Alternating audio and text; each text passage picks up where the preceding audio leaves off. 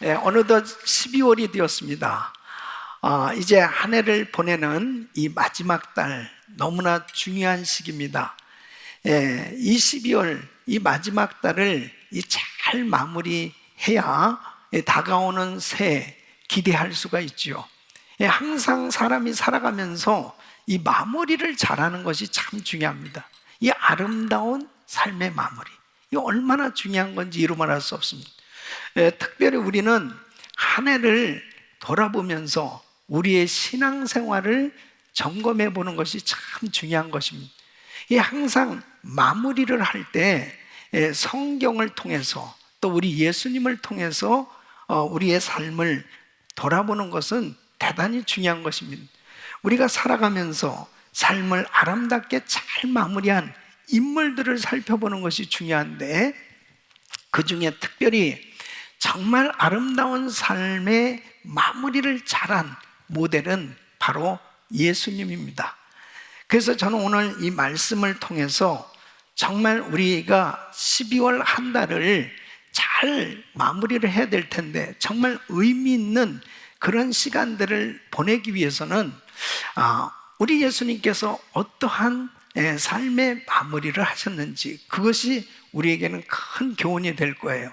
특별히 오늘 이 본문 말씀은 우리 예수님께서 유월절 만찬을 하시는 거예요. 이 예수님께서 십자가 지시기 전에 이 마지막 육체를 가지고 사는 삶 가운데 주님께서 하신 일, 그리고 주님께서 하신 말씀은 우리에게 아주 귀한 교훈을 주시고 계십니다. 특별히 자신의 삶 가운데 아름다운 마무리를 잘하는 사람이 기념비적인 삶이 될 수 있는 것입니다. 여러분, 이제 12월 이 한 달을 어떻게 보낼 것이냐, 다가오는 2022년도를 맞이하면서 이번 한 달 동안 정말 우리의 삶을 잘 정리하고 하나님께서 기뻐하시는 정말 새해가 되어질 수 있기를 예수 그리스도 이름으로 축원합니다. 그래서 오늘 이 말씀은 정말 중요한 말씀입니다. 저는 매주 중요한 말씀만 전하고 있습니다. 오늘 이 말씀이 여러분 일생에 큰 축복이 되시기를 예수 이름으로 축원합니다. 어떻게 하면 이 마무리를 잘할 수 있을까? 이 마무리를 잘하는 그런 인생이 될 수 있을까?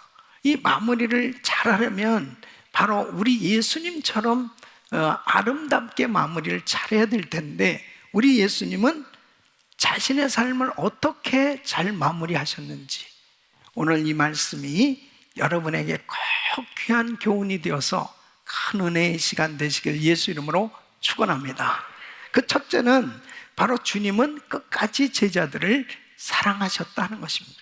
자, 오늘 이 본문 말씀을 보면 유월절 전에 예수께서 자기가 세상을 떠나 아버지께로 돌아가실 때가 이른 줄 아시고 세상에 있는 자기 사람들을 사랑하시되 끝까지 사랑하시니라. 이제 우리 예수님께서 유월절 만찬을 제자들과 같이 하실 때에 제자들이 준비한 한 집에 가시게 됩니다. 유대인들은 이 만찬을 할 때 보통 비스듬히 옆으로 눕듯이 앉죠. 그때 반드시 신을 벗고 이 만찬을 하게 되지 않습니까? 보통 잔치집에서는 손님을 초청하면 종들이 이제 그들의 발을 씻겨주는데, 이제 예수님의 발은 제자들이 씻겨줄 수 있겠죠. 그러면 이 제자들의 발은 누가 씻겨줄까요? 이 제자들이 예루살렘에 오면서도 노중에서 서로 누가 높냐고 다투는 그런 상황이었지 않습니까? 궁금할 거예요. 그런데 사도 요한은 오늘 이 본문에 이렇게 기록을 하고 있는 거예요. 예수님은 처음부터 제자들을 사랑하셨고 지금도 동행하셨지만 주님은 저들을 끝까지 사랑하셨다. 그 사랑하신 것을 무엇으로 표현하고 있냐면은 바로 예수님께서 제자들의 발을 씻겨주시는 겁니다. 예수님께서 이제 태아에 물을 준비하셨겠죠. 그리고 허리에 그 수건을 준비하시고 그 제자들의 발을 일일이 씻겨주시는 장면이 있어요. 그 예수님께서 제자들의 발 씻겨줄 때 제자들이 너무 당황한 겁니다. 그래서 베드로는 요한복음 13장 8절에 펄펄 뛰면서 내 발 절대로 씻기지 못합니다. 아니 왜 이러세요? 그러면서 당황할 정도로 제자들이 주님이 발을 씻겨주시는 것에 대해서 너무 송구할 만큼 그렇게 여겨졌던 것 같습니다. 근데 우리 주님께서 제자들의 발을 씻겨주시면서 요한복음 13장 14절로 15절에 이렇게 말씀하십니다. 내가 주와 또는 선생이 되어 너희 발을 씻겼으니 너희도 서로 발을 씻기는 것이 옳으니라. 내가 너희에게 행한 것 같이 너희도 행하게 하려 하여 본을 보였노라. 그러니까 우리 주님께서 이 제자들의 발을 씻겨주시면서 이제 우리 주님은 이 제자들이 겪게 될 이 믿음의 시련을 잘 알고 계세요.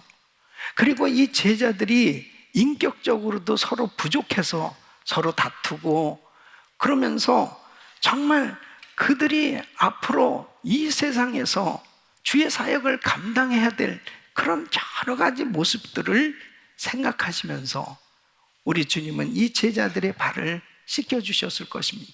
그러면서 우리 주님께서는 요한복음 13장 34절 35절에 놀라운 계명을 말씀하시는 거예요.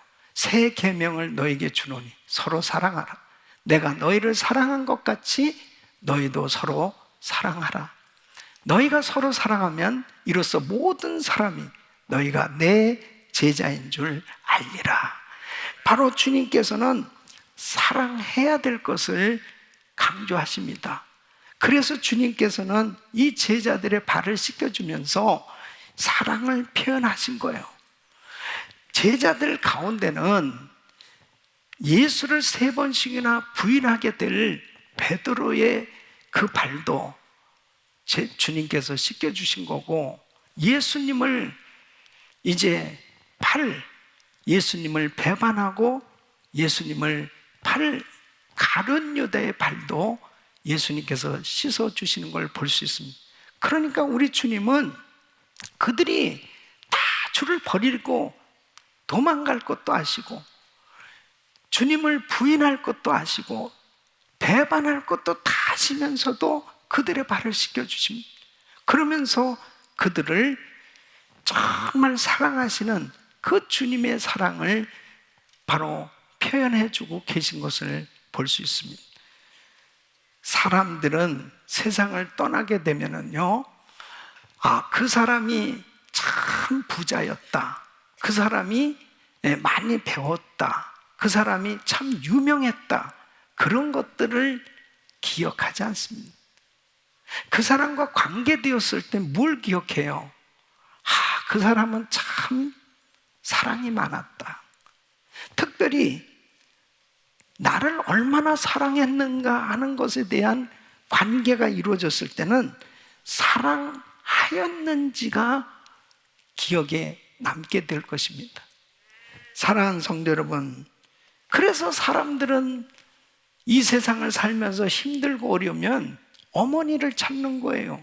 아이들도 어머니를 찾고 나이가 많아서도 먼저 천국에 가신 그런 어머니를 기억하는 이유 중에 한 가지가 뭐냐면, 어머니는 희생적인 사랑의 모델이었기 때문에 그렇습니다. 그런데 여러분, 바로 그 어머니의 사랑보다 더 깊은 사랑, 어머니의 사랑보다 더 희생적인 사랑은 예수님의 사랑인 것입니다. 그래서 우리 주님께서 그 사랑의 표현으로 제자들의 발을 씻겨주시는 거예요. 그 다음에 예수님께서 하신 것은 그 다음날 십자가에 못 박혀 죽으신 것입니다. 누구 때문에 우리 주님께서 십자가에 못 박혀 죽으신 겁니까? 바로 저들의 죄를 위해서 자신의 목숨을 내어주시는 주님의 희생적인 사랑을 우리 주님께서 우리에게 보여주신 것입니다. 그래서 결국 주님께서 제자들에게 남겨준 인생이 무엇이냐? 제자들을 끝까지 사랑하시는 모습이었습니다. 사랑하는 성도 여러분, 바로 우리 주님은 우리에게 마지막까지 끝까지 보여주신 것이 뭐냐? 사랑이었습니다. 그 사랑을 받은 우리가 할 수 있는 것은 주님처럼 끝까지 사랑하는 것입니다. 우리 주님께서 십자가에 못 박히셨을 때 그 십자가 밑에 모인 사람들이 있었습니다. 요한복음 19장 26절 27절 보면 예수께서 그 모친과 사랑하시는 제자가 곁에 선 것을 보시고 그 모친께 말씀하시되 여자여 보소서 아들이니다 하시고 또 그 제자에게 이르시되 보라 내 어머니라 하신데 그때부터 그 제자가 자기 집에 모시니라. 우리 주님의 사랑은 끝까지 사랑이에요. 그 어머니를 끝까지 기억하고 사랑하는 모습, 제자들을 끝까지 사랑하시는 우리 주님의 그 사랑, 그 사랑을 받은 우리도 정말 주님처럼 끝까지 사랑할 수 있기를 축원합니다. 낮아져서 섬기고, 그리고 사랑의 삶, 섬김의 삶, 이런 이 사랑이 바로 우리 삶의 아름다운 마무리의 가장 중요한 요소가 되는 것입니다. 몇 년 전에 우리 일부 성가대 임마누엘 성가대에서 성가대원으로 또 찬양을 열심히 하시고 또 뜨레스티아스에 올라가셔서 늘 봉사하셨던 권사님이 계세요.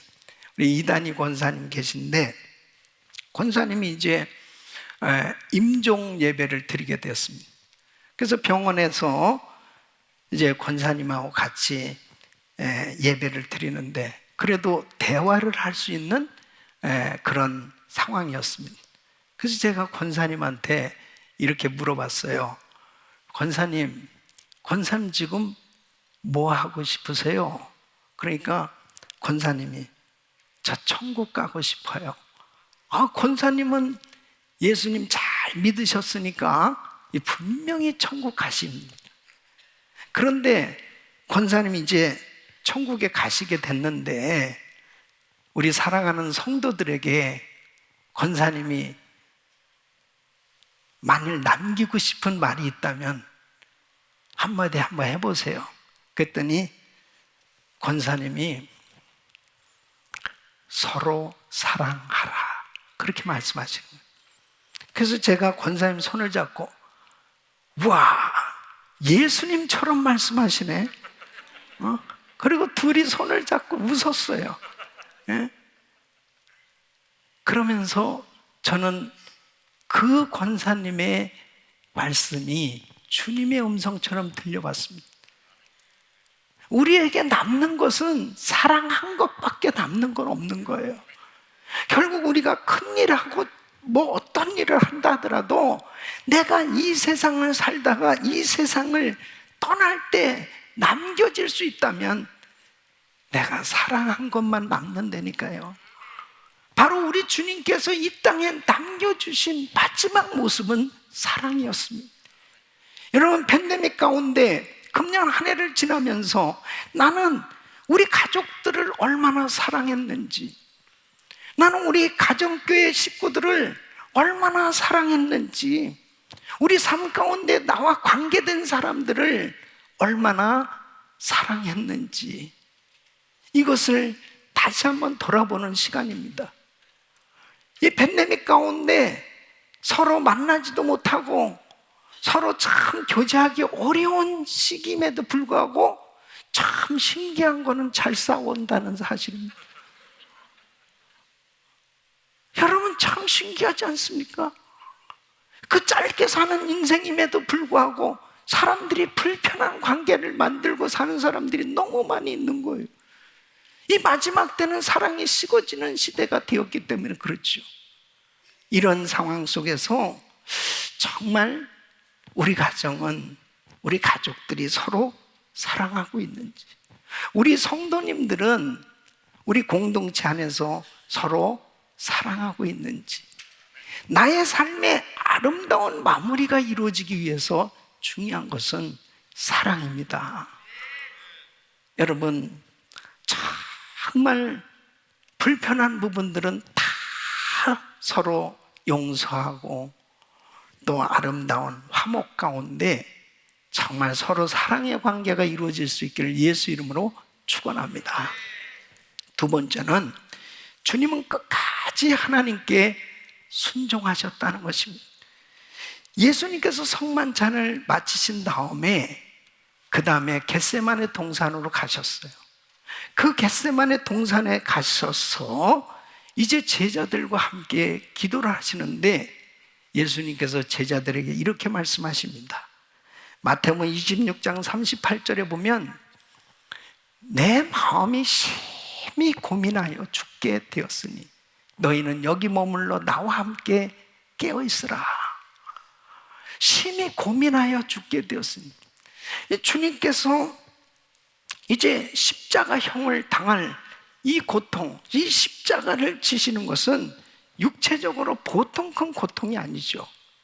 그런데 사실은 이런 육체적인 고통도 크지만 그거보다 더 큰 고통은 죄가 없으신 주님께서 인류의 죄를 끌어안고 죽으실 때 그 당할 그 영적인 고통이죠. 죄를 경험해야 되는 고통, 하나님과의 관계가 단절되는 그 아픔의 고통, 이러한 고통을 정말 우리 주님께서는 너무나 이 마음 가운데 말할 수 없는 아픔을 느끼셨을 것입니다. 그래서 우리 주님께서 얼마나 간절히 기도하셨냐.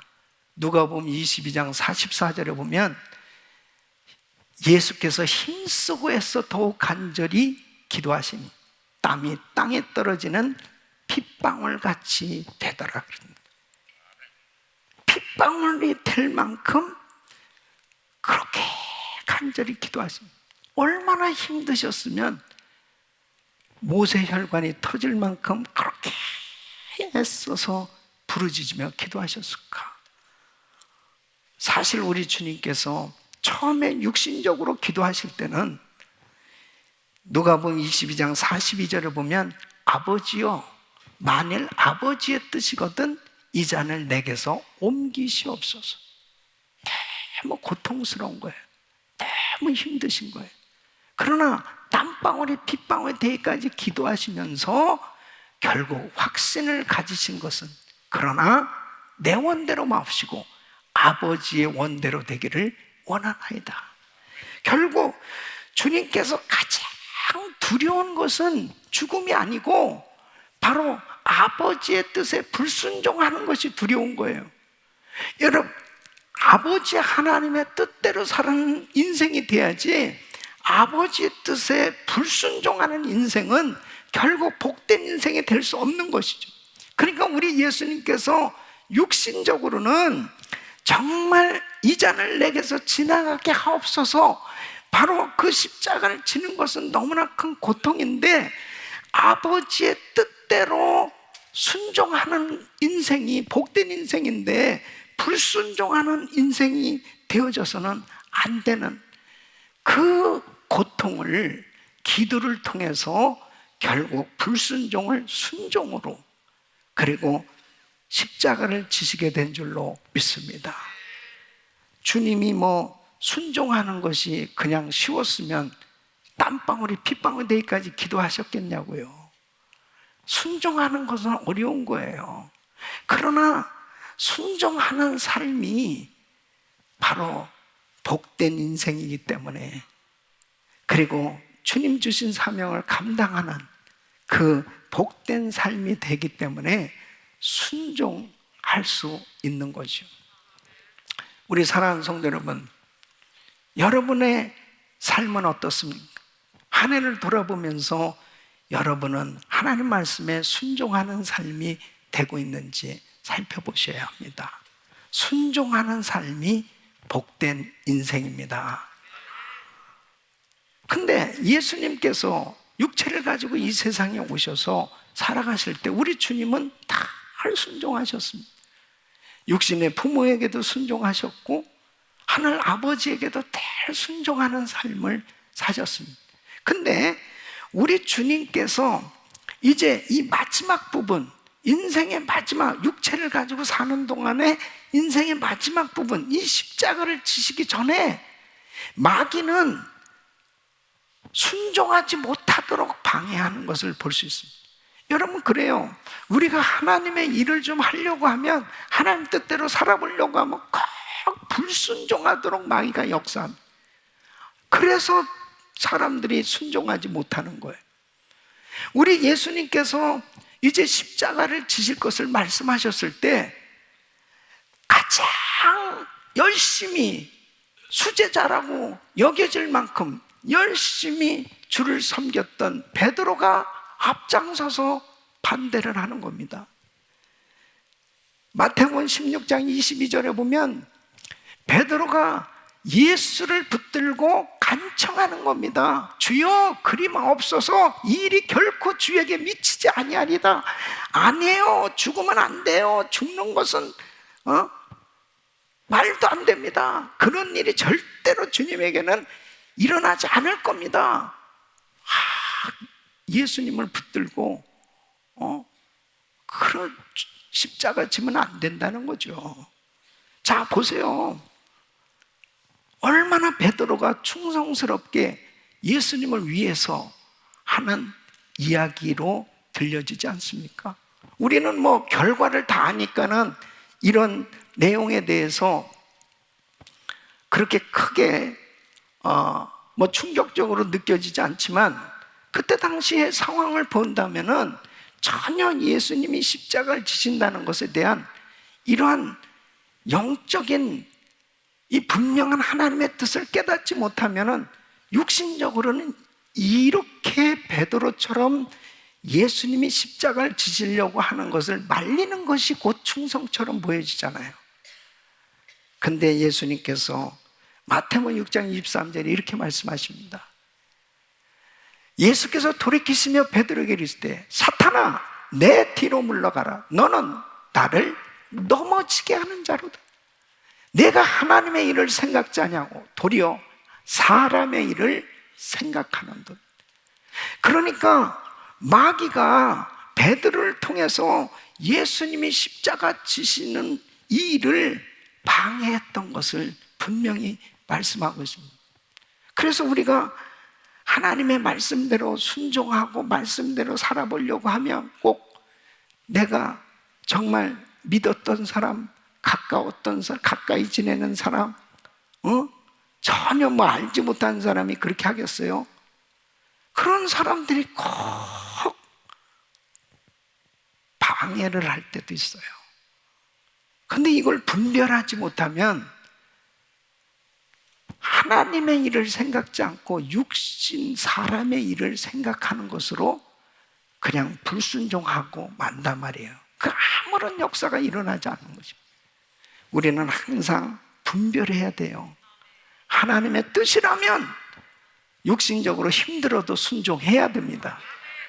하나님의 말씀이라면 아무리 인간적으로 생각했을 때 힘들어도 하나님의 말씀이면 순종해야 되는 거예요. 그 인생이 복된 인생이 되는 겁니다. 우리 예수님도 얼마나 십자가 지시는 게 힘드셨으면 땀방울이 핏방울 되기까지 기도하셨냐고요. 빌립보서 2장 8절에 보면 사람의 모양으로 나타나셨음에 자기를 낮추시고 죽기까지 복종하셨으니 곧 십자가에 죽으심이다. 우리 예수님은 결국 십자가 지시고 승리하신 줄로 믿습니다. 우리 사랑하는 성도 여러분, 끝까지 하나님의 말씀이면, 하나님의 뜻이면 어떤 상황이라도 불의와 타협하지 않고 세상과 타협하지 않고 순종할 수 있기를 예수 이름으로 축원합니다. 순종하는 인생이 아름다운 삶의 마무리를 잘 할 수 있는 것입니다. 다윗 보십시오. 다윗은 사울에게 엄청난 핍박을 받습니다. 이 사울이 다윗을 그렇게 죽이려고 핍박을 하는 것입니다. 이 핍박은 보통 핍박이 아니에요. 생명이 왔다 갔다 하는 겁니다. 그러던 어느 날 다윗이 사울을 죽일 기회가 왔습니다. 엔게디 황무지에서 다윗은 사울을 죽일 기회가 왔어요. 주변의 신하가 사울을 죽이려 할 때 사무엘상 24장 6절에 이렇게 말씀합니다. 자기 사람들에게 이르되 내가 손을 들어 여호와의 기름 부음을 받은 내 주를 치는 것은 여호와의 금하시는 것이니 그는 여호와의 기름 부음을 받은 자가 됨이니라. 여호와의 기름 부음 받은 자를 치는 것, 이것은 하나님이 원하시는 것이 아니다. 분명히 말씀을 알고 있었어요. 사실 사울을 살리면 자기가 죽을 수도 있는 건데 이건 정말 생명이 왔다 갔다 하는 일인데도 불구하고 말씀에 순종하는 모습을 볼 수 있죠. 결국 황무지라는 곳에서 다시 사울을 죽일 기회가 있었습니다. 근데 사무엘상 26장 9절에 보면 이렇게 다윗이 또 그를 죽이려고 하는 아비새에게 이야기합니다. 죽이지 말라. 누구든지 손을 들어 여호와의 기름 부음을 받은 자를 치면 죄가 없겠느냐. 또 살려줍니다.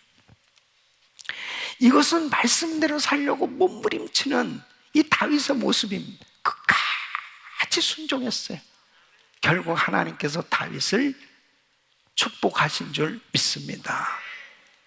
다윗은 그의 생에 순종의 모습으로 아름다운 삶을 마무리했던 모습을 보게 됩니다.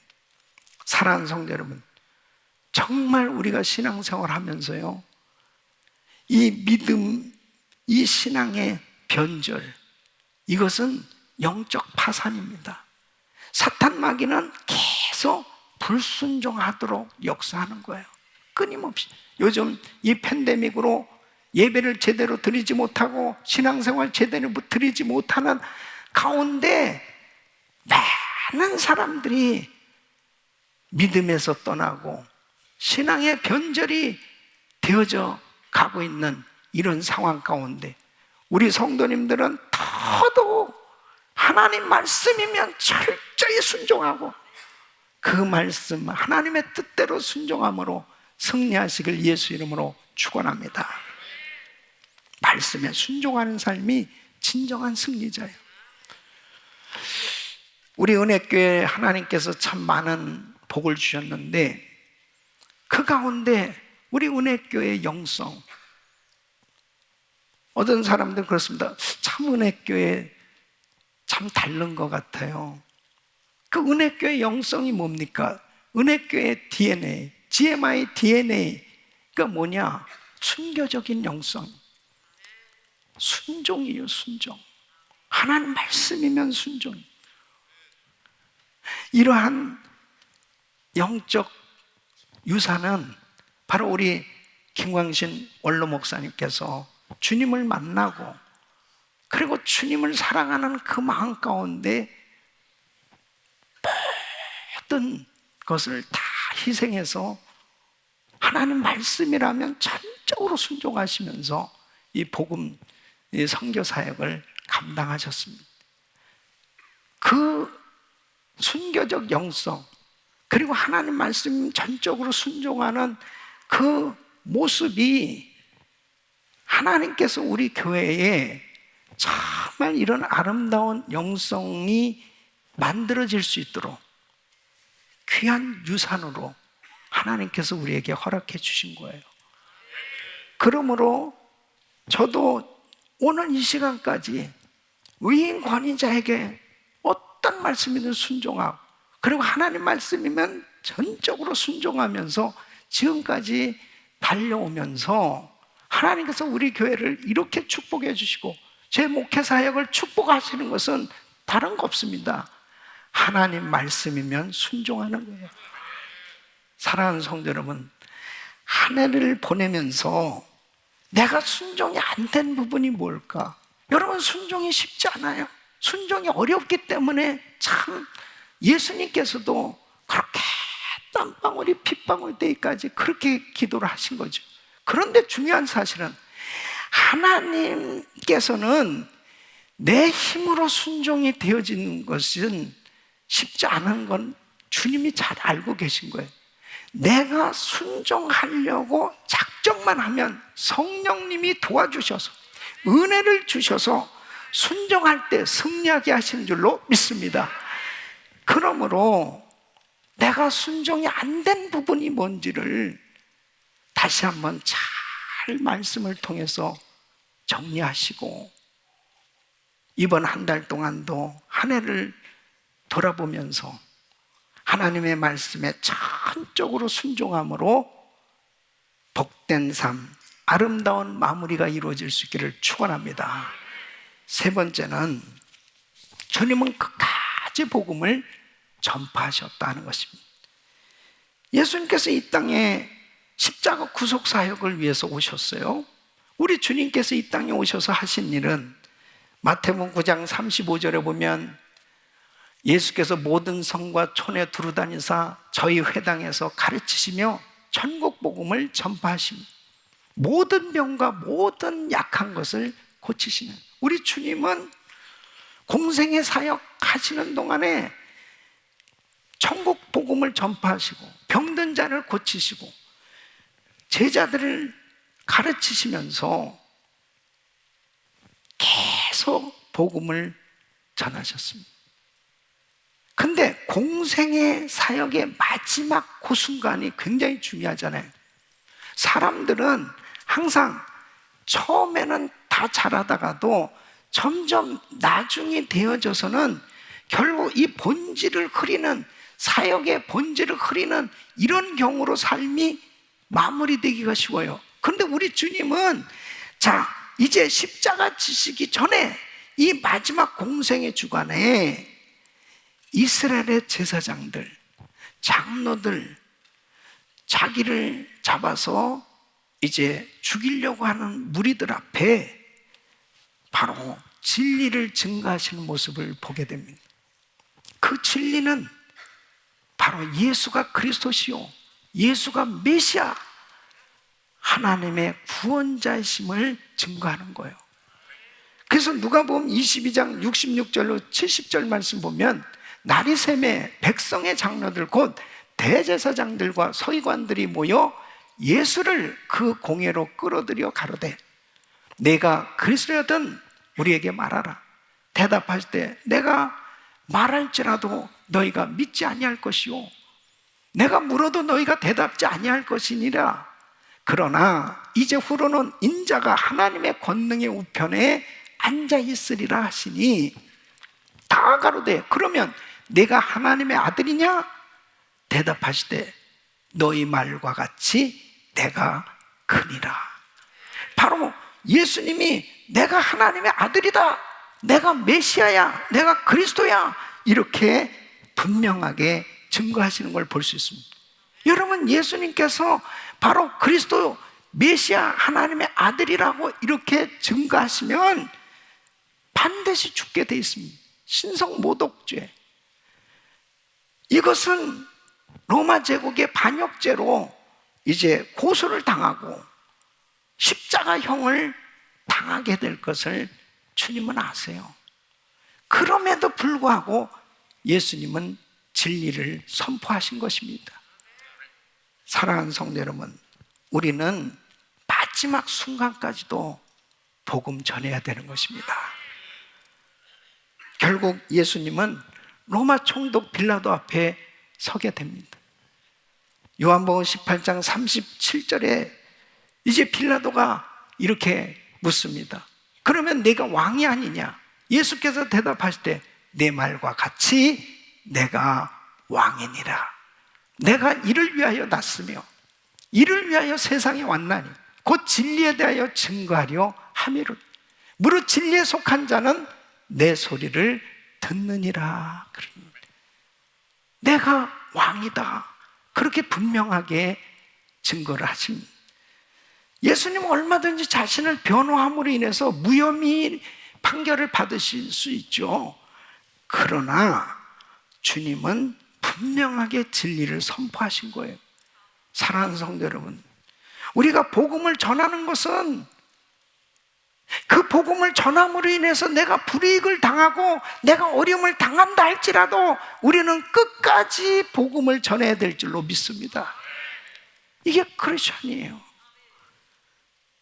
디모데전서 6장 13절 14절 보면 바울은 이렇게 끝까지 복음을 증거하신 예수님을 배우라고 디모데에게 강력하게 권고하는 걸 볼 수 있습니다.